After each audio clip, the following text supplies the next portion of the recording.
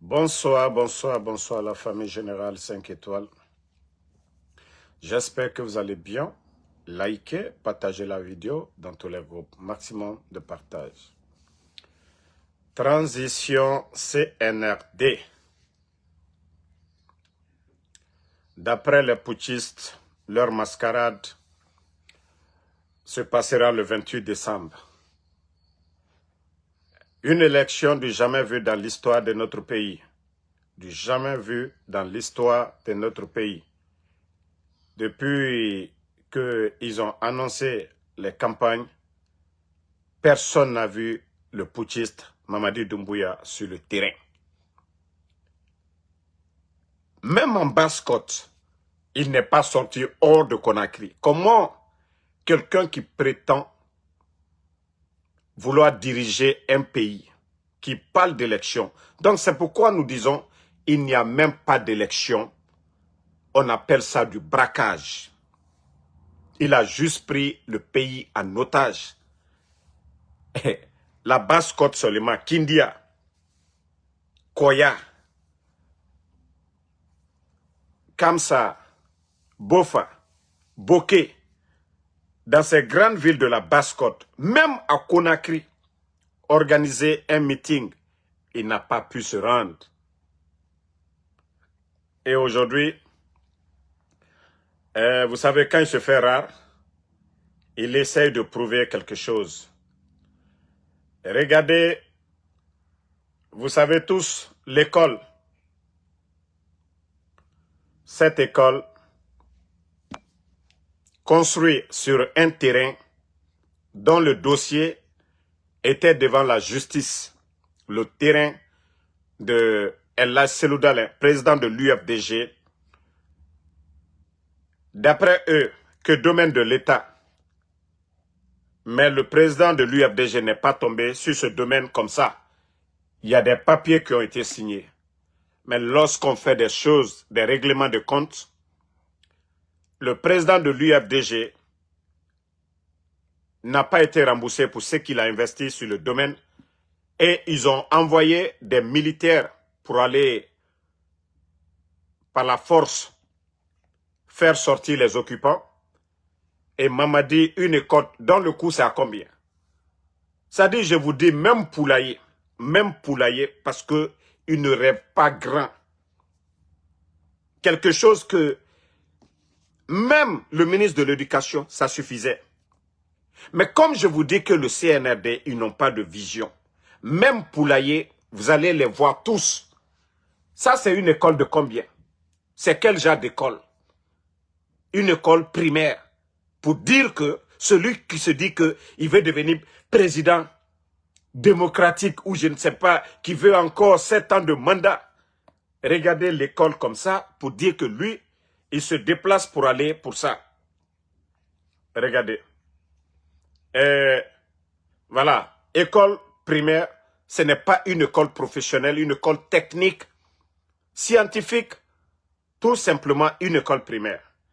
Et voilà. Tellement qu'il adore le fanfare, le nom. Il faut qu'il l'invite, il mobilise. Vous voyez? Je vous dis, ceux-là n'ont pas de vision.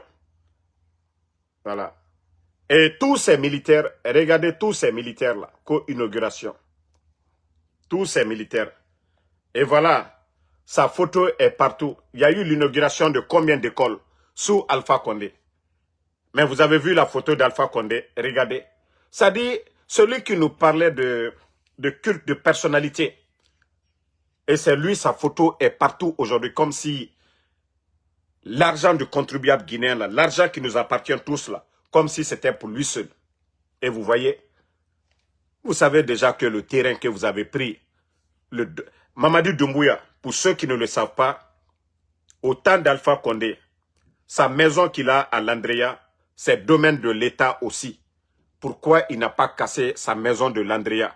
Pourquoi c'est le président de l'UFDG, El Seloudalin, qu'il est venu faire sortir? Et malgré qu'ils ont saisi la justice, ils ont fait ce qu'ils voulaient. Pourquoi Mamadi? Son terrain, sa famille est là-bas, ses frères sont dans la maison qui est à Landria là. Pourtant, il a signé aussi de la manière dont il a signé pour avoir le terrain de l'Andrea là, au temps d'Alpha Condé, et c'est comme ça le président de l'UFDG. Le terrain là, voilà, ce sont des bails à long terme. Donc, ils ne peuvent pas venir faire sortir le président de l'UFDG de la sorte et regarder sa photo, une école primaire, avec tout le bruit autour de Simandou, que vous êtes venu. Voilà. Voici son ministre qui est là-bas, le ministre de l'Éducation. Ça n'a pas suffi. Et regardez encore Djiba Diakité.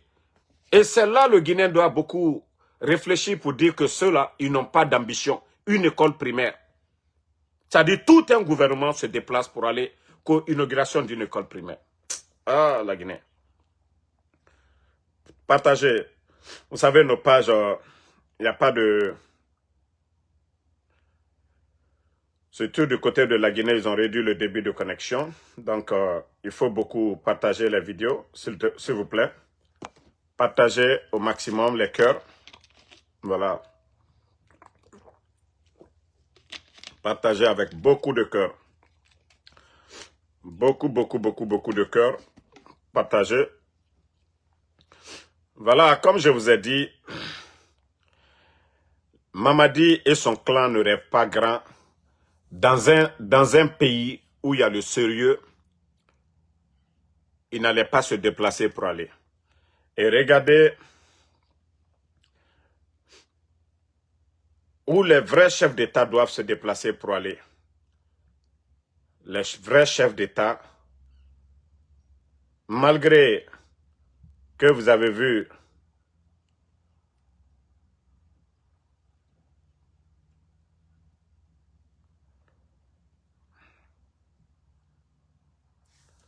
partager la famille.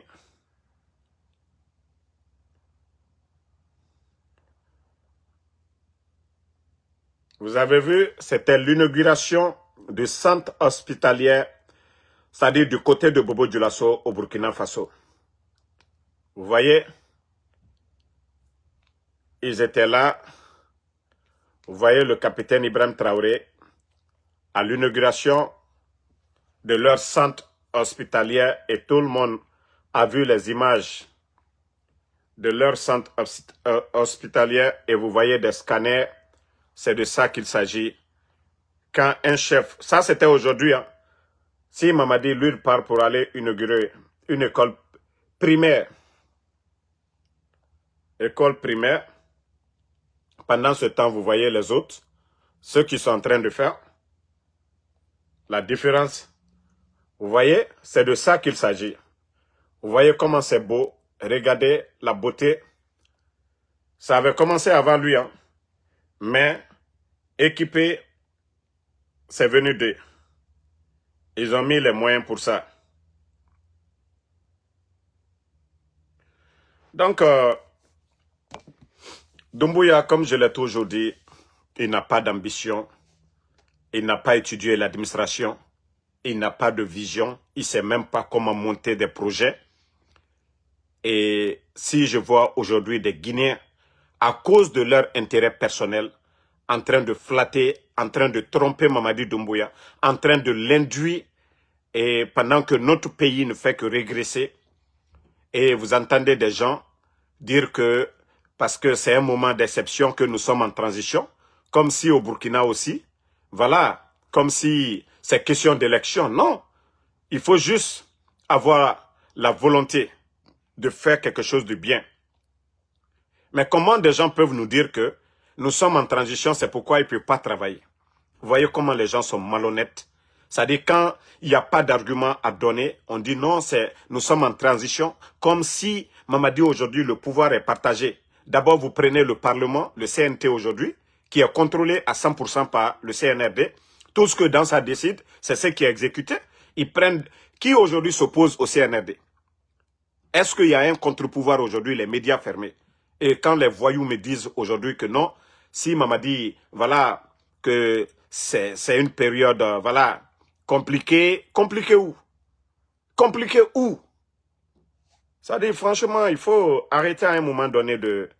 Si vous n'avez pas d'argument à donner devant les Guinéens, c'est mieux de ne absolument rien dire.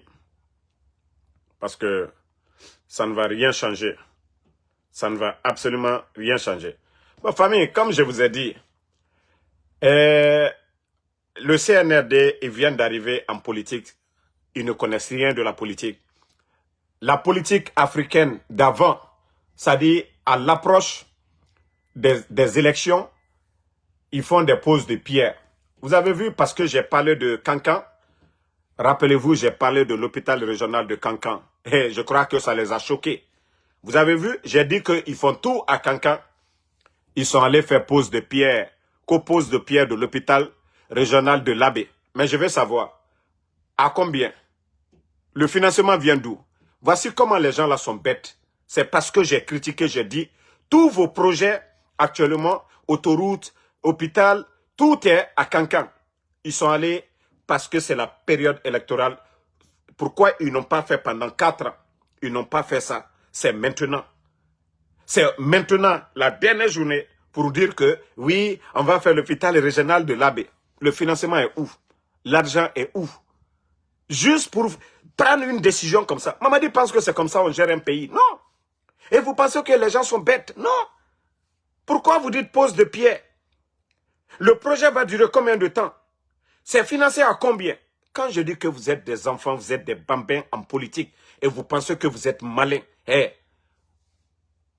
nous rions sur vous. Nous nous moquons de vous parce que vous venez d'arriver, vous n'avez rien compris. Et c'est après vous allez comprendre. Vous avez commencé, non? C'est l'argent qu'on prend pour faire. Demain, vous allez, ne venez pas nous dire, ah non, c'est les entrepreneurs. Non. Le marché a été attribué comment? Voici des questions. C'est-à-dire, les gens là pensent qu'on est bête parce que Damaro a critiqué, oui, l'hôpital régional, vous faites tout à du côté de Kankan. Oui, on vient, pose de pierre, l'hôpital régional. Pourtant, vous êtes en campagne. S'il y avait la volonté, là, c'était depuis longtemps. Mais ce n'est pas comme ça. Et vous allez vous piéger. Vous allez vous piéger vous-même. Parce que vous n'avez pas d'argent. Vous n'avez pas d'argent, les caisses sont vides. Qui va financer l'hôpital là? Pour Kankan, là, on sait, c'est les Français. Maintenant, vous avez combien dans les caisses pour dire que vous pouvez faire des projets phares? C'est-à-dire, c'est quand on vous critique, vous avez honte maintenant. C'est quand on vous critique que vous essayez, que oui, vous allez faire quelque chose. Même, il faut voir les routes là. L'Abbé, je crois que c'est l'Abbé Pita ou quoi là. Vous avez vu comment ils ont pris des machines. Vous-même, vous saviez pour faire les routes, les équipements qu'il faut pour faire les routes là. Mais ils ont pris 2, 3, 4 machines pour commencer à gratter à côté. Pour tromper, pour dire aux gens, ah non, non, non, la volonté de Mamadi Doumbouya. Réveillez-vous, réveillez-vous. Avant, c'est comme ça. Les chefs, les dictateurs avant, vous avez vu, on parle de Paul Biya, que l'autoroute, ça fait 20 ans. 20 ans, ils sont en train de faire autoroute, combien de kilomètres? Jusqu'à présent, ce n'est pas terminé. Mais quand ils sont en période électorale, ils essayent de prendre les machines, mettre devant les gens comme s'ils veulent travailler. Donc, comme je vous ai dit, tout ça, c'est pour vous tromper, tout ça, c'est pour vous blaguer. Mamadi n'a pas la volonté de développer la Guinée. Il n'a pas les moyens au jour d'aujourd'hui. Donc, tous ces chantiers-là, il faut de l'argent. Et vous savez que 1 kilomètre de route aujourd'hui, c'est plus de... Normalement, si c'est bien fait, je crois que c'est plus de 1 200 000 $. Et aujourd'hui, et vous savez, entre ces préfectures aujourd'hui, c'est combien de kilomètres? Et voyant que les caisses sont vides, et le financement, ça ne vient pas de l'extérieur. Donc, il ne faut pas que vous allez rêver avec ces 2, 3 machines qu'ils prennent aujourd'hui. Ils disent aux entrepreneurs, allez-y et juste gratter à côté. Comme ça, on va leur dire que nous sommes engagés. C'est les élections. Ils vont se calmer, ils vont voter. Tout ça, réveillez-vous, famille. Ça, ce n'est pas comme ça qu'on fait les projets de route. Quand il y a projet de route, tout est discuté. Tout est le montant qu'on doit prendre, le budget est déjà voté. On met devant les gens quand est-ce que le projet doit démarrer et quand est-ce que ça doit terminer. La société qui a le contrat, et c'est comme ça se passe dans un pays normal. Mais comme ces gens-là pensent que nous n'avons rien dans la tête, qu'ils peuvent continuer toujours à tromper les Guinéens, voilà, avec 2, 3, 4 machines pour tromper la population, ça ne marchera pas. Voilà. Donc, réveillez-vous, hein, peuple de Guinée. Réveillez-vous, peuple de Guinée. réveillez-vous encore. Parce que Mamadi et son clan pensent qu'ils vont tellement nous induire en erreur, nous tromper. Et ça ne va pas marcher. Bon, famille, comme je vous ai dit, c'est des incompétents, ils ne sont même pas intelligents. Vous savez aujourd'hui ce que les compagnies téléphoniques apportent à l'ARPT, ce que les compagnies téléphoniques payent comme impôt à l'État guinéen. Vous savez, Orange, MTN aujourd'hui qu'ils ont racheté, MTN vu que voilà, la Guinée est devenue un pays de brigands, MTN aujourd'hui a presque laissé leur part à l'État guinéen. Ils ont tout laissé, voilà. Et aussi, concernant voilà, ces impôts et autres là, comme je vous ai dit, ils sont en train de perdre aujourd'hui. Vu que c'est la période de leur mascarade en cours, comment ils vont tromper les Guinéens, comment ils vont tromper tout le monde. Ils ont réduit le débit de connexion, vous voyez aujourd'hui. Même pour appeler sur Messenger, c'est presque tout un problème en Guinée aujourd'hui. C'est ceux-là qui ont des VPN sur leur téléphone. Et même aujourd'hui, regardez nos lives, vous voyez. Vous savez que bien avant que ces bandits-là ne réduisent le débit de connexion, vous savez que c'est des milliers de Guinéens qui suivaient nos lives en direct. Ils ne peuvent pas regarder nos lives, c'est juste après nos vidéos que certains prennent pour les vidéos collées là, pour placer sur d'autres plateformes que nos frères, nos compatriotes peuvent regarder.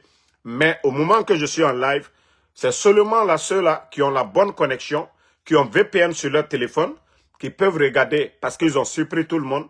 Ils ont juste réduit le débit de connexion. Et même il y a beaucoup aujourd'hui, pour pouvoir télécharger VPN, c'est tout un problème. Mais ça, ce n'est pas le problème. Voilà qui est là. L'État guinéen, vous avez vu la dernière fois, quand les bandits, ils ont coupé l'Internet, ça les a coûté plus de 30 millions de dollars. Ce qui est plus de 300 milliards de nos francs. Ce montant-là pouvait servir à faire beaucoup de choses, des infrastructures avec ça. Mais comme je vous ai dit, c'est leur survie qui est plus important que la Guinée aujourd'hui. Je vous ai dit, cette transition, il est question de survie de Mamadi Doumbouya. C'est-à-dire, tant que lui, il est à la tête de notre pays, tant qu'il est à la tête de notre pays, tout le mal qu'il a fait, il se dit qu'il ne sera pas jugé parce que c'est lui qui nomme les magistrats, les procureurs et tant d'autres. C'est lui qui organise les procès. Donc, il se dit qu'il est à l'abri. Et voilà. Même si les Guinéens souffrent, même si on ne crée pas des projets, tant que lui, il mange les miettes qui rentrent, et tant que lui, il a sa part, c'est lui qui décide de ce qu'on doit faire de l'argent du contribuable guinéen, pour lui, ça va. Mais il faut voir aujourd'hui notre économie. Donc, Mamadi Doumbouya préfère aujourd'hui priver les Guinéens d'informations. Mais comme je vous ai dit, c'est la fin qui compte. Voilà. Donc, je le dis haut et fort. Toi qui dis que ceux qui sont en Guinée, ce n'est pas eux qui me regardent. Nous connaissons nos statistiques. Voilà, mon frère. Nous connaissons nos statistiques. Ceux qui nous regardent, nous connaissons ceux qui nous regardent. Donc, tu peux juste la fermer. Voilà. Nous avons, vous voyez, nous avons les statistiques ici de tous ceux qui nous regardent. Toi qui parles là. Facebook, les statistiques sont là. Vous voyez que depuis qu'ils ont réduit le débit de connexion, ça fait moins 22%. Depuis ces 2 jours-là, les quelques jours qu'ils ont réduit le débit de connexion, vous voyez. Mais la majeure partie de moi, mes abonnés, comme je l'ai dit, ils sont à Conakry. Ils sont à Conakry, la majeure partie de ceux qui nous regardent. Voilà. Donc, celui qui n'a pas... Celui qui demandait là. Vous voyez, Conakry, c'est 71%. Voilà, ceux qui me regardent, toi, le villageois qui disait tout de suite là, ce n'est pas ceux qui sont en Guinée. Regarde, moi, mes abonnés, 71%, ce sont ceux-là qui sont en Guinée. Regarde devant toi, je te montre les statistiques pour dire que la majeure partie de mes abonnés sont en Guinée. Et tu vois déjà ici, 71% de mes abonnés sont en Guinée. Et vous pouvez voir les autres pays, Côte d'Ivoire, la France. Voilà, la France qui vient en deuxième position, la Côte d'Ivoire troisième position. Donc ça est là, si tu n'as pas compris, pour dire que c'est les Guinéens qui nous... Moi, c'est les Guinéens qui me regardent. Voilà, en majorité, ceux-là qui sont en Guinée. Et c'est pourquoi le CNRD, ils ont peur aujourd'hui, ils coupent l'Internet. Parce qu'ils ont peur que la majeure, moi, mes followers, ceux qui regardent Ansou Damaro, la majorité sont en Guinée, 71%. Je viens de te montrer, tu vas dire quoi encore? Donc, si vous voyez que les bandits là réduisent le débit de connexion tout simplement à cause des réseaux sociaux. Parce que ils ont peur que la vérité triomphe. Mais ils se fatiguent, comme je vous ai dit. La situation de notre pays aujourd'hui, la misère, et voilà, de notre pays. Et c'est pourquoi aujourd'hui... Attendez, il y a un maudit là, je vais juste le bannir et puis on va avancer quoi. Voilà, attendez, je vais même pas dire son nom. On va juste... voilà. Donc, comme je vous ai dit, la vérité finira à triompher et le peuple de Guinée ne va pas cautionner cette dictature pour longtemps. Et je vous ai dit, ce n'est pas question d'élection. Et si Mamadi veut, il peut regarder, il peut faire organiser ses élections, s'autoproclamer 100%. Ce n'est pas ça le problème. Voilà, c'est des Guinéens qui sont tombés le 5 septembre. Et c'est son engagement vis-à-vis voilà, du peuple de Guinée, c'est ce qui est plus important. Et voilà, il n'a pas de légitimité, quoi qu'il organise ses élections. Nous n'allons pas oublier les morts, comment il est venu. C'est ce que eux ils ont oublié. Eux, ils pensent que c'est question d'élection. Si c'était question d'élection, Alpha Condé, en 2020, venait de terminer les élections et en 2021, le bandit, le putschiste, a renversé le pouvoir. Et il a pris un engagement que ni lui, ni aucun membre du CNRD n'allait être candidat et que lui, il ne va jamais confisquer le pouvoir. Et le fait de confisquer, voilà, nous devons tout faire. Oui, mon frère Tidjane La Puissance, vous avez vu la dernière fois, tu as vu la dernière fois, et le ministère de l'information là-bas, vous avez vu leur secrétaire, comment, c'est-à-dire ils n'ont rien à faire, ils ont tellement peur de nous. Et j'ai vu le voyou, un des voyous là qui est sorti pour dire que ils vont porter des plaintes contre nous. Et c'est là que j'ai dit que s'ils ne portent pas des plaintes, c'est des imbéciles. Ils n'ont qu'à porter plainte. Nous, nous sommes dans notre droit. Nous sommes dans un pays, les États-Unis. Le premier amendement, voilà, c'est la liberté d'expression. Le premier amendement aux États-Unis, c'est la liberté d'expression. Nous sommes des Guinéens aussi. Donc, c'est notre droit de critiquer la gestion. On ne peut pas kidnapper des Guinéens et que nous aussi, nous ne levons pas ici aux États-Unis pour dénoncer les enlèvements de ces personnes. Et il ne peut pas signer des contrats qui n'arrangent pas le peuple de Guinée, des contrats dont la population ne bénéficie pas. Donc, s'ils n'ont pas compris cela, voilà. Donc, comme je l'ai dit, nous allons nous battre. Nous allons nous battre. Et nous ne devons pas baisser les bras, mon frère Tidjane. Benito, voilà. Et le CNRD, c'est le côté là qu'ils n'ont pas vu venir. C'est-à-dire pour eux, c'était les médias. Et ils ont fermé les médias. Ils ont augmenté encore nous. C'est-à-dire plus de visibilité pour nous, plus de considération pour nous. Parce que le temps que les gens prenaient pour regarder les médias les matins, aujourd'hui, et quand Damaro ne fait pas de vidéo, Tidjane et Benito, Tola, ainsi de suite, voilà. Donc, il faut que nous nous levons et pour dénoncer, nous laissons nos boulots ici le plus souvent pour faire toutes ces vidéos-là. Donc, continuons. La vérité finira à triompher. La vérité finira toujours à triompher. Maintenant, vous savez, il y a des gens qui commencent à faire des fausses déclarations, soi-disant que les responsables du RPG ont donné des consignes pour un candidat, que des responsables de l'UFR ont donné des consignes pour des candidats. Non, nous le disons, c'est faux et archi faux.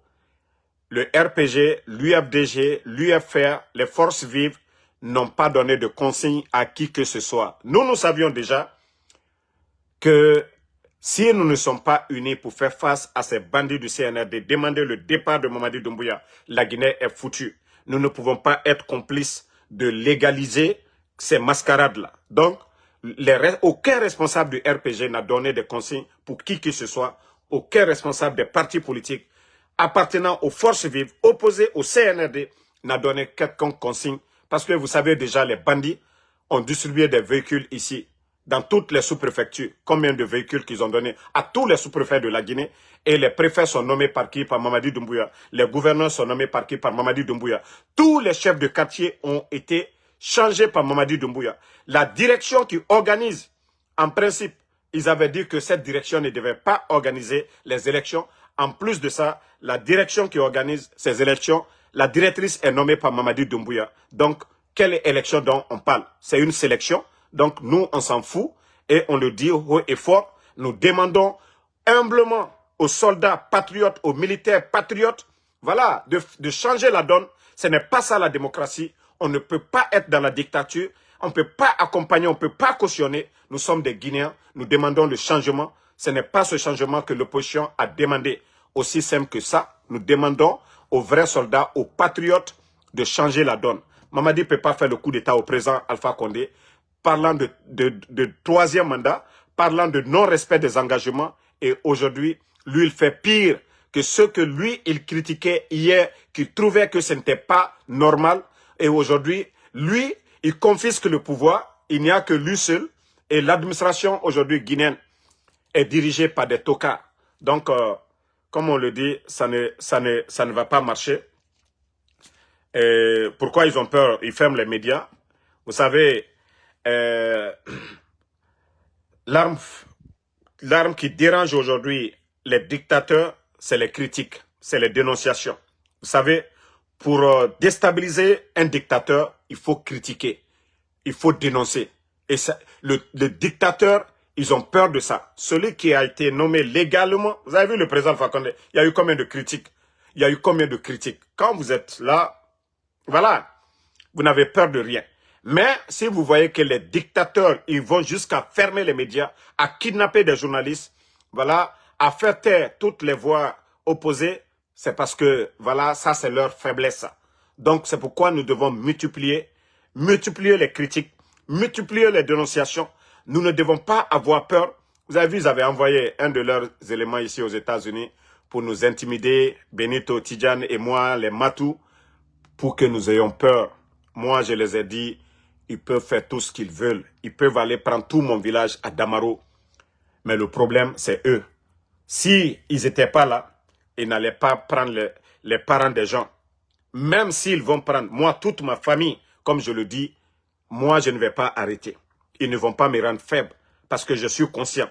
Pour que nos parents soient libres, il faudrait que les bandits la dégagent. C'est ça la vérité. Donc, et comme eux, ils n'ont pas compris, les actes que eux-mêmes ils posent se retournent contre eux. Voilà, il faut voir l'image de notre pays aujourd'hui. Vous avez vu les Nations Unies, voilà la pression de l'Union européenne qui demande de libérer les enfants. L'UNICEF aujourd'hui qui demande la libération des enfants de Eli Kamando, qui demande la libération de toutes les personnes. Et au-delà de ça, la fermeture des médias aujourd'hui. La fermeture des médias. Tapoter, bon, liker parce qu'on me dit que ça bègue. Donc tout ça là, ça les dérange. Le fait de dénoncer. Vous savez, le bandit, quand le bandit se lève la nuit, choisit la nuit pour aller voler. Mais une fois que les gens allument la lumière, ils paniquent. Quand la lumière est sur eux, ils paniquent. Et nous, nos critiques, nos vidéos, c'est comme ça les dérange. C'est comme ils sont dans le noir, ils font le mal. Vous voyez les personnes qui sont tuées, les personnes enlevées, nous venons toujours dénoncer les enlèvements. Et si nous ne dénonçons pas, la population va croire, le peuple, les gens vont penser que tout va bien. Et c'est nos critiques, c'est nos dénonciations qui les dérangent. Parce qu'ils ne sont pas démocrates, parce qu'ils ne sont pas là pour l'intérêt du peuple de Guinée. Ils sont juste là pour se remplir les poches et ils ont pris du goût au pouvoir. Ils ne veulent pas dégager. Mais comme je le dis, on ne va pas vous donner les détails, mais ils vont dégager. Ce qui reste clair. Voilà, on ne va pas donner de détails. Ils seront surpris et ils vont dégager. Mais pour atteindre ce niveau, il faudrait que c'est nous qui soyons là pour dénoncer. Et c'est le peuple qui doit se lever pour dire trop c'est trop. Il est temps de mettre fin à ces dérives autoritaires. C'est le peuple qui doit décider ça. Mais Onogaro, Berenogaro, Yakosia, Moutondi, Nondi Falade, la Guinée n'en perd. Et Mourabor Inakianare, 4 ans déjà, le bilan, vous savez tous que c'est négatif. Il n'y a jamais eu un projet clé du CNRD. tous les autres projets, que ce soit projet de route, voilà, programme Simandou, initié par le gouvernement d'Alpha Condé, plus de 700 millions de dollars pour les routes nationales. Et même ça, les bandits, ils ont mis la pression sur les Chinois. L'argent du contribuable est parti à l'eau, plus de 700 millions. Et les échangeurs, nous le savions tous, même pose de pierre de leur passerelle, au lieu de faire l'échangeur du côté de Kagbele. Et même ça, c'est le président Fakonde qui a fait la pose de pierre. Donc les bandits sont venus juste parce qu'ils sont là, c'est une continuité. Ils n'ont rien signé, ils n'ont rien monté, ils n'ont rien financé, rien ne vient des caisses de l'État. Je vous ai parlé beaucoup de l'accord 4 des 20 milliards que le président Fakonde avait obtenu auprès de la Chine.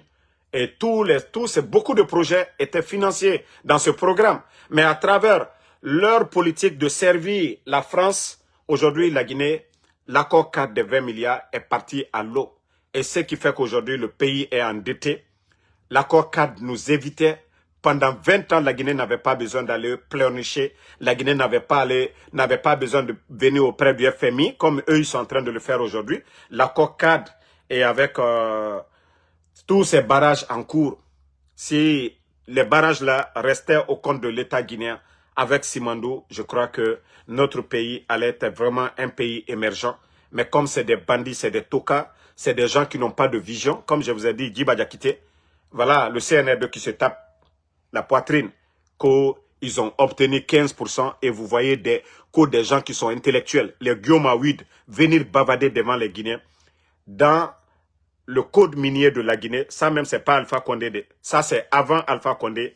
Voilà, dans l'histoire de notre pays, le code minier guinéen, il n'y a pas de 0%, il n'y a pas moins de 15%. Le code minier de la Guinée, ça commence à partir de 15%. Ça c'est cadeau. Il n'y a pas d'effort, il n'y a pas de magie, il n'y a pas de négociation. Toute entreprise, toutes les sociétés qui viennent chez nous, tout ce qu'ils vont signer, c'est au-dessus de 15%, à partir de 15%. Mais lorsque vous voyez des vauriens venir se flanquer, qui ne connaissent rien du code minier, dire que Mamadi, le CNRD, ils ont obtenu 15%, c'est une insulte. Vraiment, ça prouve à suffisance que c'est des gens qui ne connaissent rien du développement. Et si nous continuons toujours à laisser la Guinée dans les mains de ces bandits-là, la Guinée est foutue à jamais. Notre pays ne sera qu'un pays endetté pour les 20 ans à venir. Donc, nous n'allons pas l'accepter. Nous devons demander tout simplement leur départ. Que les bandits-là, demandez-les. Demandez qu'ils n'ont qu'à vous montrer les documents du code minier en Guinée. Que combien l'État guinéen doit gagner. Ça n'a rien à voir avec Alpha Condé. Ça n'a rien à voir avec eux. Ça, même celui qui n'a pas été à l'école, c'est-à-dire, est là, il signe. Ça, c'est cadeau d'abord. Dans le code minier de notre pays, on vous donne 15%. On commence les négociations, commence à partir de 15%. Eux, ils n'ont pas pu mettre 1% sur 15%. Et les avantages que la Guinée avait, la construction du port, ils ne l'ont pas fait. Des projets de route, des infrastructures, c'est-à-dire l'hôpital régional de Beila, ils ne l'ont pas fait. Et aussi de l'eau potable. Vous savez aujourd'hui, Simandou, c'est les montagnes, la poussière. Et vous connaissez déjà la région de Simandou pour dire que la population aujourd'hui, les eaux, les rivières sont polluées aujourd'hui. Il n'y a pas d'eau potable. Et je vous ai montré même des images dans la région de Simandou pour dire que ce projet phare a démarré, qu'on n'a pas donné de l'eau potable et que ces montagnes-là dégagent la poussière. C'est pour vous dire que ceux qui nous dirigent, ce ne sont pas des dirigeants. Ce sont des gens qui ne pensent qu'à leur intérêt personnel. Sinon, ça, il faut des études. Et c'est pourquoi nous avons un département en charge des mines, le ministère des Mines et de la Géologie. Il y a des départements pour ça, il y a des experts pour ça, qui vont faire des études, qui vont sur le terrain. Voilà. Donc, attendez, il y a un autre maudit que je vais fermer. Voilà, attendez. Dieu merci. Lui aussi, bye bye. Voilà. Donc, comme je vous ai dit, c'est des vauriens qui sont à la tête du pays. Ils ne peuvent pas apporter le bonheur à notre pays. Mamadi et son clan ne peuvent pas apporter le bonheur à notre pays. Donc, on s'en fout des élections. Et d'après eux-mêmes, c'est la fin. Et que leur campagne est terminée. Et celui qui dit qu'il est candidat, il a dit quoi? Il a apporté quoi? Il a parlé de son bilan. Mais vous savez, comme je vous ai dit, Mamadi a beau mentir et son passé lui rattrape aujourd'hui. Doumbouya a beau mentir devant les Guinéens, Pendant 4 ans, il a menti devant les Guinéens et aujourd'hui, il est rattrapé par ses propres propos que ni lui, ni aucun membre du CNRD n'allait être candidat. Donc c'est difficile pour un menteur, les faits sont là. C'est difficile pour Doumbouya d'aller en campagne, d'aller devant le même peuple, d'aller devant les Guinéens, celui qui disait qu'aucun Guinéen ne va mourir pour ses opinions. Et combien de personnes, combien de jeunes de l'Axe sont tombés. Voilà. Donc, attendez, il y a un autre aussi qu'on va enlever. Donc, ils ne peuvent pas aller devant la population guinéenne pour dire qu'ils vont parler de voilà, quelque chose de sérieux. Parce qu'ils ont menti et le bilan est négatif. Toutes nos routes aujourd'hui, voilà, tout est dégradé. Voilà. Bon, comme je vous ai dit, je ne vais pas durer aujourd'hui. Et merci en tout cas à ma soeur Mathilde Sarah Makale. En tout cas, joyeux Noël à tous les fidèles chrétiens de la Guinée et du monde entier. Voilà. Donc, merci à tous les patriotes. Comme je vous ai dit, même si ne serait-ce que 1 à 2 minutes, nous allons prendre pour venir vous informer. Nous allons prendre pour venir vous donner de l'espoir. Et Inch'Allah, restons soudés, voilà, de Yomu jusqu'à Kassa, comme un seul homme, pour faire face à ces bandits-là. Diviser, ça ne va pas nous arranger. Nous sommes tous des Guinéens. Voilà, nous devons être fiers de ça. La diversité, ça doit être une beauté pour nous. Voilà, partez en forêt, vous avez forêt sacrée, vous avez la bonne nourriture en forêt, Tombo et autres là, vous partez en Haute-Guinée, vous avez le Bazin, vous avez voilà, du Fognon là-bas, vous partez au Fouta, vous avez l'Épi, vous avez l'Akidi, voilà, vous venez en Basse-Côte, vous avez Malahoulani, vous avez en tout cas du bon poisson Bonga en Basse-Côte, vous avez la mer, cette diversité, ça doit nous, en tout cas, nous renforcer encore. C'est-à-dire, partout où vous déplacez, vous n'allez pas manger la même chose, vous ne voyez pas quand vous partez ailleurs. Hein? Attendez, un autre imbécile qu'on va bannir, on va avancer. Voilà. Donc, restons soudés, restons unis. C'est un gouvernement de pagaille. Un gouvernement qui n'est pas là pour développer la Guinée. Un gouvernement qui est en train de danser. Vous voyez les Kofi Olomide. Et vous savez que c'est des milliards en francs guinéens qui sortent pour entretenir les hôtels. Vous savez que Kofi Olomide, pour le déplacer, il faut beaucoup d'argent. Ce sont des artistes. Vous voyez le nombre de personnes qui l'accompagnent. Et tout ça, c'est l'argent du contribuable guinéen. L'argent qu'on pouvait prendre pour équiper nos écoles, faire certains projets de développement. Mais comme je vous ai dit, Mamadi Doumbouya, c'est ce père de famille qui ne nourrit pas, qui ne prend pas soin de sa famille, qui veut toujours prouver au dehors que lui, il est généreux, mais pourtant sa générosité ne touche pas sa famille. C'est la différence entre Mamadi Doumbouya et certains chefs d'État. Certains chefs d'État se battent d'abord l'argent qu'ils ont pour s'occuper de leur peuple. Mais Mamadi Doumbouya, ils veulent faire croire au monde entier que tout va bien. Vous n'entendez pas des histoires de paradis. Vous voyez comment la Guinée peut, c'est-à-dire de la manière qu'on décrit le paradis, comment on peut comparer la Guinée au paradis, vu tous ces incendies, vu ces calamités sur notre pays, vu tous ces dégâts, vu le désordre aujourd'hui. Et vous avez vu tout ce qui s'est passé du côté de Zourekouré, les morts, tout ça, l'explosion du dépôt, et rien n'a été fait pour les victimes. Et comment des gens peuvent se taper la poitrine, dire qu'ils sont généreux. Et il paraît qu'il y a un programme encore où que la Guinée va donner 50 millions pendant que ton peuple est en train de souffrir. Et d'ailleurs, c'est la Banque mondiale qui les a même soutenus lors des moments difficiles avec les glissements de terrain et autres, les inondations. Donc, comment quelqu'un qui se dit père de famille qui aime la Guinée, qui invite les artistes, qui donne l'argent dans des futilités, vous voyez, des artistes étrangers comme les Walisek, les Viviane Dou, des gens comme les Soumaïla Kanouté, des gens comme les Kofi Olomide, voilà, n'importe qui, même des Libanais ont commencé à chanter parce qu'ils ont compris que c'est dans ça aujourd'hui, il y a l'argent. Ce n'est pas pour rien, les Kofi Olomide viennent parce qu'ils savent que Mamadi est un complexé. C'est un complexé, ce n'est pas un homme d'État. Voilà, les Kofi Olomide, ceux qui chantent pour la paix, le Congo qui est en guerre, le Congo qui est en conflit avec le Rwanda. Pourquoi Kofi Olomide, ils ne vont pas pour chanter pour ces deux pays-là, ils ne vont pas chanter pour Paul Kagame, ils ne vont pas chanter pour Tshisekedi, le président du Congo, pour parler de paix là-bas. Est-ce que chez nous, il y a les armes? Ceux qui ont les armes, c'est les bandits qui dirigent aujourd'hui. Ce n'est pas le peuple, ce n'est pas l'opposition qui a les armes. Donc, toute personne qui veut bouffer, ils viennent nous parler concert de paix, concert de quoi. Donc, où ils doivent faire leur concert de paix? Je crois que c'est au niveau du Congo qui a un conflit aujourd'hui. On a vu le président Donald Trump, quand il est en train de réconcilier Paul Kagame et puis le président Tshisekedi. Pourquoi ils ne vont pas chanter pour leur peuple? Pourquoi ils ne vont pas chanter du côté de Rwanda, parler de paix là-bas? Donc, Mamadi et son clan, c'est des petites personnes. Ils n'ont absolument rien dans la tête. C'est des vrais complexés.